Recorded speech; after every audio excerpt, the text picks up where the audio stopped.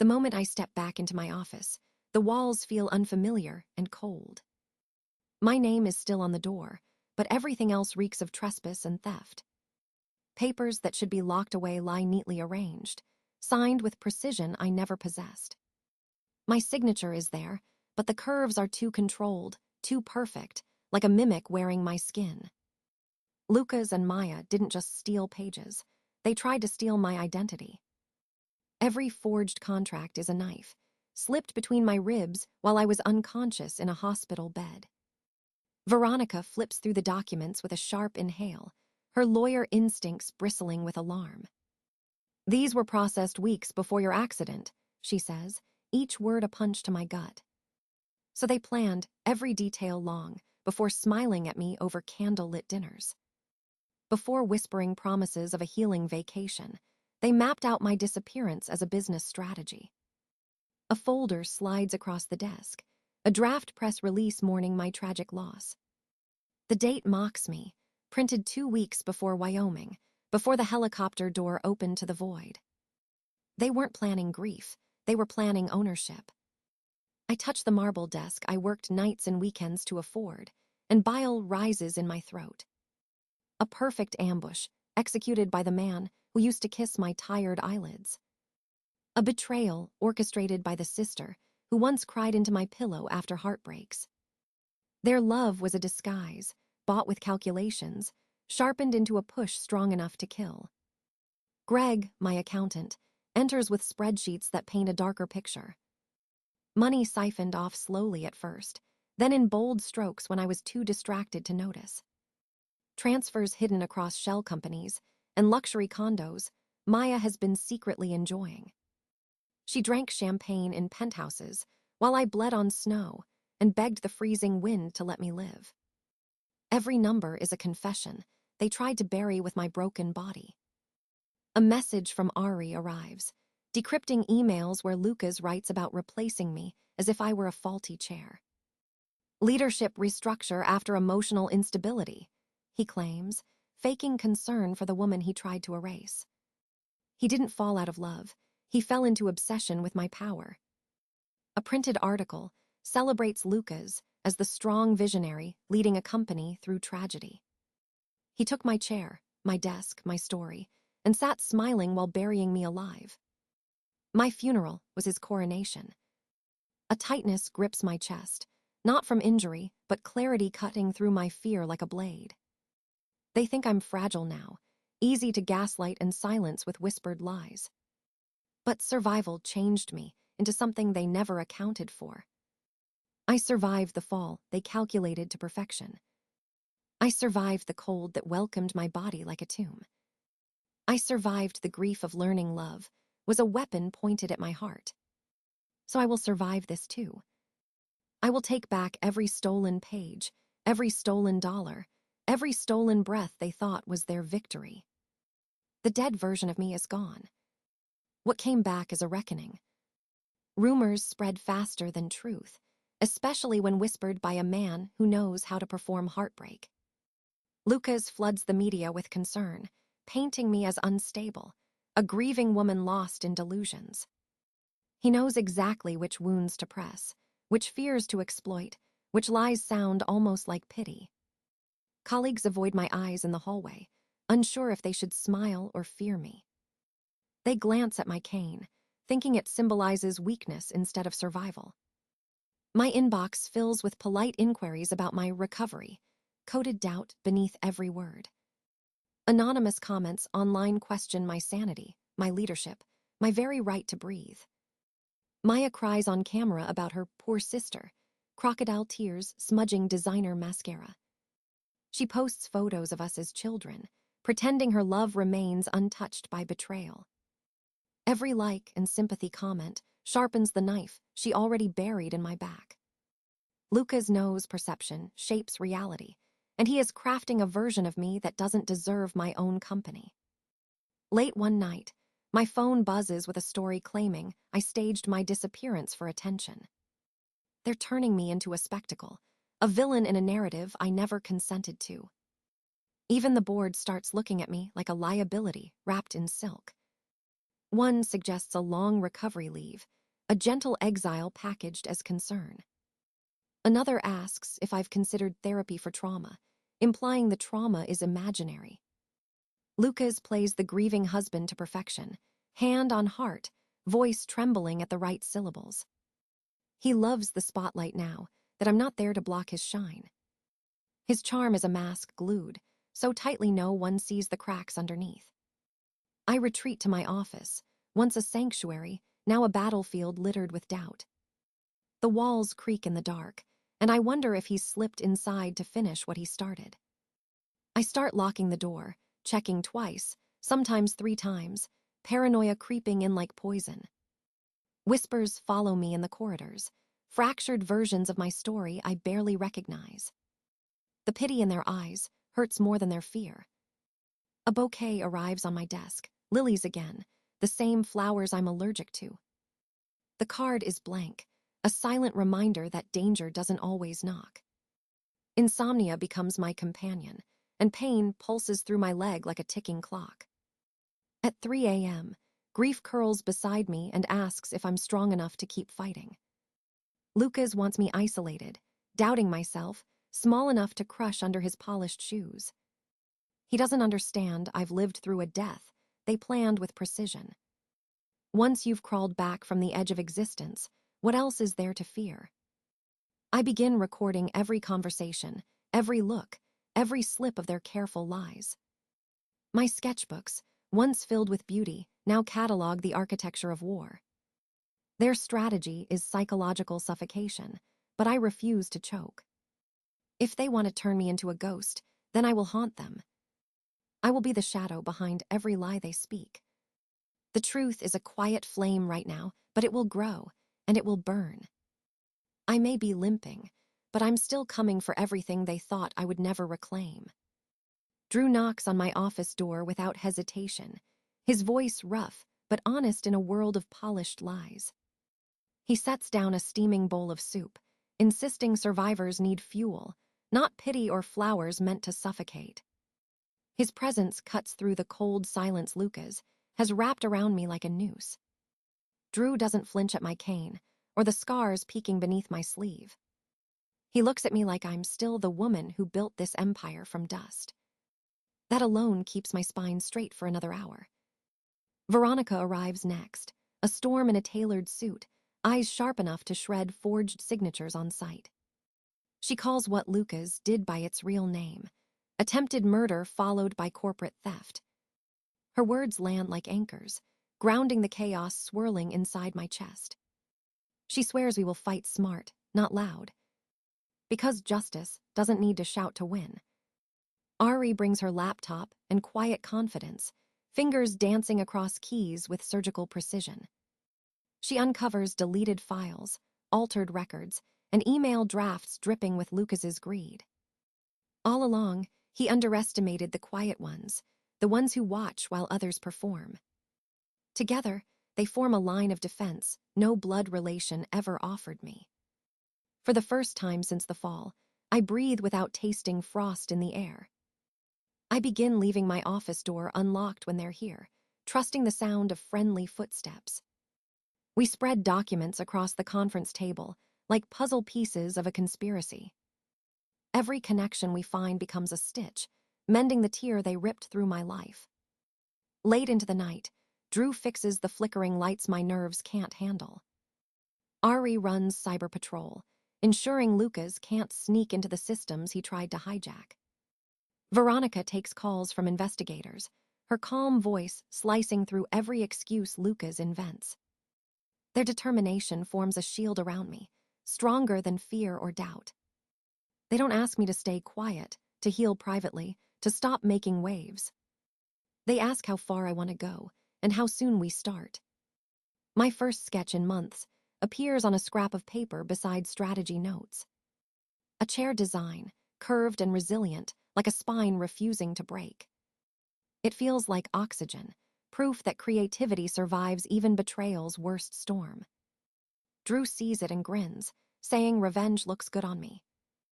We laugh, and the sound feels like a promise that I'm not done building. At dawn, The windows glow gold across the table, littered with evidence and ambition.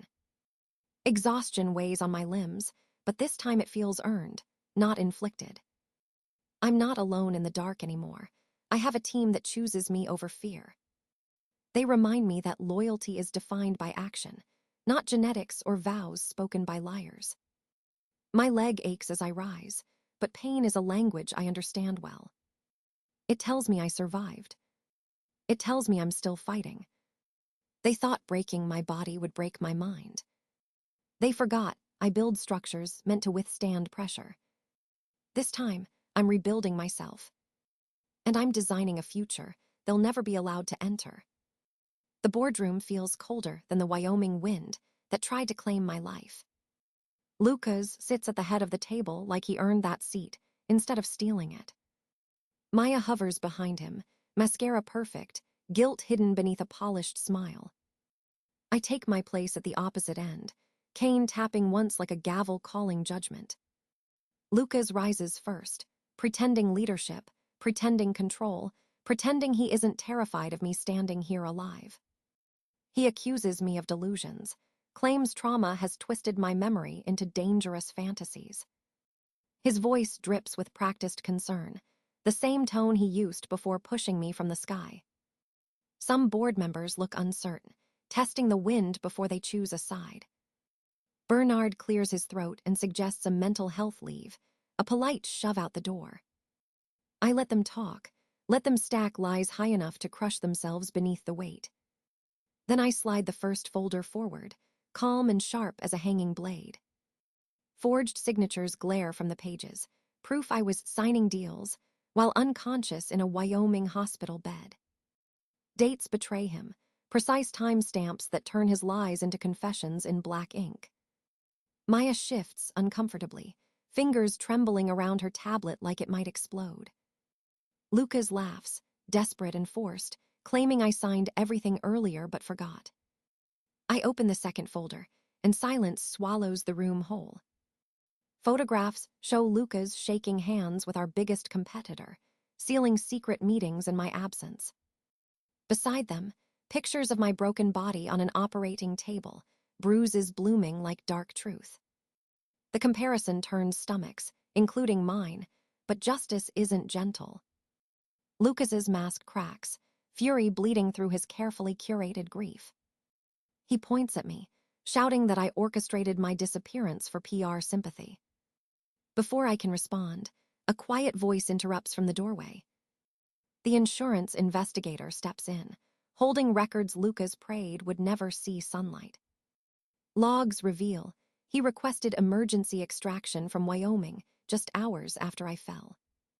Records show he filed for my life insurance days before recovery teams even searched. The room shifts violently, trust tilting away from Lucas like a cliff crumbling beneath his feet. Ari stands, tablet in hand, confirming server breaches came from Lucas's personal device. Files deleted, while I was sedated under surgical lights hundreds of miles away. Veronica presents notarized documents securing my ownership and blocking any hostile takeover attempts. Drew steps forward without hesitation, offering his log of late-night calls Lucas made about selling my assets. Every ally I earned through sweat and decency now stands taller than my betrayers ever imagined. Malcolm, usually reserved, calls for a vote without looking at Lucas again. Hands raise one by one, sealing Lucas's fate with calm inevitability. He is removed from every position, stripped of every title he tried to steal with blood. Security waits at the door like the ending to a story he wrote in arrogance. As Lucas is escorted away, he spits venom, blaming me for the empire he never built. Maya's courage collapses, mascara streaking as she realizes loyalty to a monster has consequences. I rise slowly, cane steady, heart steady, purpose steady. The woman they tried to kill just ended the man who thought he owned her life. Lucas and Maya request a private meeting, acting as if they still deserve a seat at any table I'm in. They present a folder with trembling confidence, proposing a quiet divorce and a graceful end to the scandal. Lucas speaks like a man negotiating a business deal, not like someone who tried to erase a human life. He warns that if I continue, he will reveal delicate information to ensure I lose public sympathy. Maya adds emotional blackmail, mentioning our parents and their fragile hearts, as if she didn't try to stop mine. They assume fear still has a claim on me, like I should be grateful for mercy from my would-be killers. I lean back in my chair, watching their desperation leak through every false expression. They think this is bargaining power, but it's just the last gasp of a failed coup. My finger taps the table, a signal I'm done listening to empty threats and crocodile concern. I tilt my head toward the ceiling where a small red light pulses like a heartbeat. The room has been recording since they walked in, every lie preserved as digital evidence. Lucas freezes, color draining from his face as the trap snaps shut around him. Maya glances toward the door, ready to flee as if running can erase consequences. I open my laptop, displaying screenshots of their emails planning how to divide my company after my death. Their silence grows heavy. Like the room itself, judges them unworthy of the air they breathe. I tell them they don't get to choose the ending after scripting my disappearance. Veronica enters without knocking, delivering new legal notices as casually as passing cocktails. Restraining orders are filed, their access revoked, their leverage burned to ash. Security escorts them from the premises again, no grace left in the process. This time, the cameras outside capture every second of their walk of shame. Public support shifts instantly, the narrative flipping in my favor with undeniable proof of villainy. Design forums celebrate my resilience, calling it the comeback story of the decade. Orders for the Phoenix collection multiply overnight, numbers rising like wings catching wind. Investors return, apologizing with expensive gifts and too sweet smiles. I accept none of the gifts, but take every opportunity to rebuild stronger than before. Drew oversees new security measures, ensuring snakes can't slither back through cracks. Ari upgrades our systems, deleting Lucas from every access point like a ghost being exorcised. Veronica sharpens her litigation strategy to ensure prison bars are the next door Lucas walks through. I sketch again, this time designs infused with fire and survival, beauty with a backbone of steel. The atrium transforms into a gallery of rebirth, broken glass assembled into wings of light. Employees walk through the space and straighten their posture, hope lifting their shoulders. I become the storm they never predicted, the rebuilding force they couldn't break. Lucas thought killing me would end the story, that darkness would bury my name forever. He never understood the truth. When you try to destroy a woman who built her world from scratch, she learns how to rebuild without the pieces that betrayed her. I launch the Phoenix collection under bright lights, surrounded by people who once doubted I would ever walk again. The atrium pulses with new life, glass wings, catching light as if the building itself takes a victorious breath. Clients congratulate me with awe, calling the designs brave. Unaware bravery was forced upon me in a free fall. Every piece tells a story of bones mended and trust shattered, then rebuilt stronger than concrete. My name rises across the industry like it was reborn from ash, instead of dragged through a graveyard of betrayal. Reporters rush to capture every angle, while cameras flash like thunderstorms, blessing the moment with lightning. In the crowd, I spot Maya trying to slip inside, guilt stitched into every step she takes.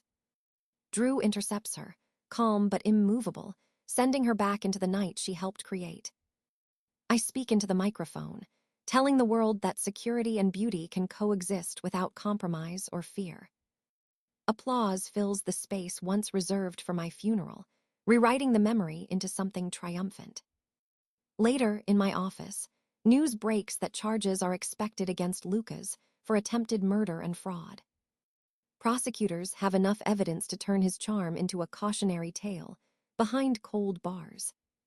He once believed he could own my empire, but all he earned was a cell and a legacy of failure. Maya issues a public apology, though sincerity sounds unfamiliar in her carefully rehearsed voice. My parents struggle to choose between daughters, torn by love and devastated by truth. I don't demand they pick a side. I only ask they stop pretending betrayal is a family misunderstanding. A courier delivers a sealed envelope containing evidence of more lies Lucas buried like landmines. I set it aside for a quieter day, choosing peace tonight over endless battles. A different envelope waits, gold embossed and heavy with honor, inviting me to a prestigious design award ceremony. Recognition tastes sweeter when survival is the ingredient that fueled the rise. Months pass, and the cane becomes only an accessory, my steps steady like the beat of a war drum. New designers join my team, hungry and brilliant, drawn to a leader who refuses to vanish. I mentor them with patience forged from pain, teaching them that resilience is part of every blueprint. Architectural Digest calls me revolutionary, though revolution was never the plan until forced into existence. I decline interviews that center Lucas, refusing to let villains anchor chapters not theirs to own. Instead, I focus on the Rayborn Foundation, helping women rebuild after those they trusted tried to destroy them. They arrive with shattered hearts and leave knowing their cracks can become the strongest parts of the design. I return to Wyoming alone, climbing the ridge where the world once tried to erase my heartbeat. The helicopter pad looks smaller now, powerless without the malice that once lurked behind its blades. I place a bronze marker not at the fall site, but at the place I stood up and chose to live again. Wind sweeps through my hair, as if celebrating the moment I reclaimed the sky they tried to steal. Back home, I raise a glass to those who stayed, found family who held the line when blood failed me. I thank them for seeing the woman beneath the scars, not the victim the world expected me to be. On a stage months later, I look into the eyes of hundreds of women fighting their own invisible wars.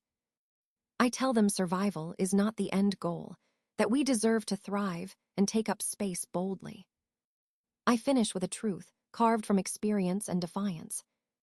Freedom isn't seeing justice served. Freedom is when you no longer need justice to feel whole.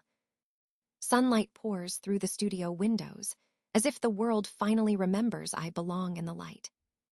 My team works around me with quiet devotion, building futures we nearly lost to greed. I move without hesitation now, each step a reminder that healing may scar but never surrenders. The phoenix emblem shines on my blazer, no longer a symbol of recovery, but of power earned. Lucas fades into legal archives, a cautionary tale with no audience left to applaud his lies.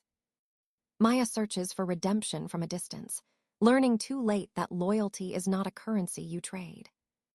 I no longer look over my shoulder, waiting for danger to return. Instead, I look forward, designing spaces where others can rise from what tried to break them. I breathe in a future that tastes like victory, like peace, like ownership of my own heartbeat.